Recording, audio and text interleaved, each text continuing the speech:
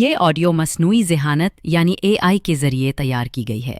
اس میں تلفظ یا الفاظ کے انتخاب میں کچھ معمولی غلطیاں ہو سکتی ہیں۔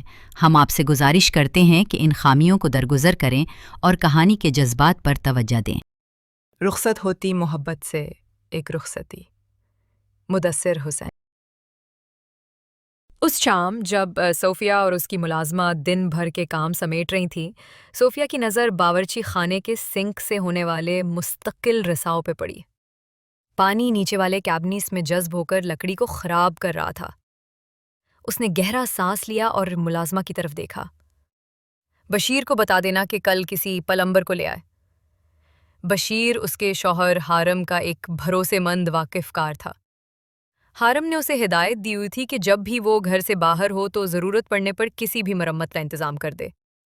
اگرچہ بشیر بازار میں ایک چھوٹی سی کریانہ دکان چلاتا تھا، لیکن وہ اکثر گھر آ کر چھوٹے موٹے کام نمٹا دیتا تھا۔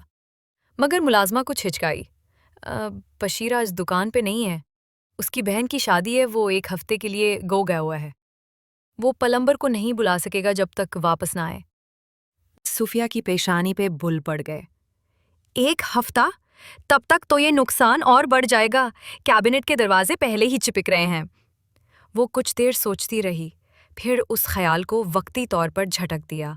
جب ملازمہ رات کے لیے جانے لگی، صوفیہ کا ذہن صبح نہال سے ہونے والی ملاقات کی طرف پھٹک گیا۔ اس نے اچانک کہا، جانے سے پہلے نہال کے گھر رکنا اور جو اوزار اس نے لیا تھا واپس لے آنا۔ میں نہیں چاہتی کہ اسے دوبارہ یہاں آنے کا کوئی بہانہ ملے۔ ملازمہ رک گئی، اس کے ماتھے پر شکنے ابھر آئیں۔ نہال؟ یہ کون ہے؟ صوفیہ نے اس کی الجھن محسوس کی اور اس کی طرف مڑی۔ محلے کا ہی ایک لڑکا ہے جو آج صبح آیا تھا جب تم ابھی نہیں آئی تھی۔ ایک اوزار مانگنے آیا تھا۔ اس نے اپنی آواز کو پرسکون رکھا۔ ملازمہ کے چہرے پر بدگمانی کے آثار نمایاں ہو گئے۔ کیا آپ کو یقین ہے کہ وہ محلے کا ہی تھا اور آپ نے اسے اندر تو نہیں بلایا تھا نا؟ صوفیہ ایک لمحے کو ٹھک گئی۔ اسے احساس ہوا کہ نہال کو گھر کے قریب بھی آنے دینا اس کی غلطی تھی۔ ایک لمحے کے لیے ندامت اس کے چہرے پر جھلکی، مگر پھر اس نے ایک ہلکی سی آہ بھرتے ہوئے اسے چھپا لیا۔ نہیں، میں اسے اندر کیوں آنے دوں گی؟ وہ بس دروازے پر آیا، کہنے لگا کہ اسے ایک اوزار چاہیے کام کے لیے۔ ملازمہ کے ہونٹ بھیج گئے۔ اور آپ نے بس اسے دے دیا؟ صوفیہ نے بازو باندھ لیے۔ وہ ضد کر رہا تھا، بار بار کہہ رہا تھا کہ زیادہ دیر نہیں لگے گی۔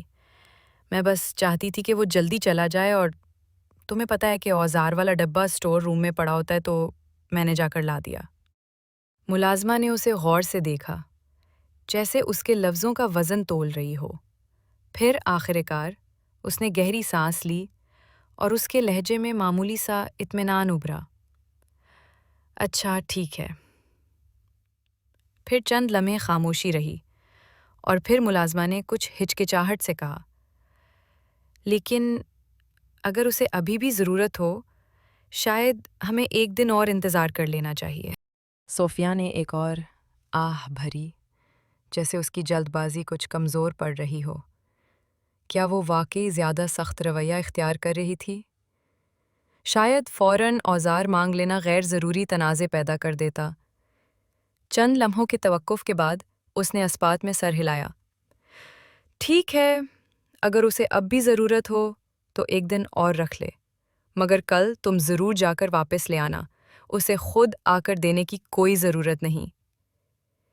یہ فیصلہ کرتے ہی صوفیہ نے یہ معاملہ ذہن سے نکال دیا اور باقی کاموں میں خود کو مصروف کر لیا۔ Ours was broken, I was robbed. I will not face you now, I took the old Mudassir, Mudassir.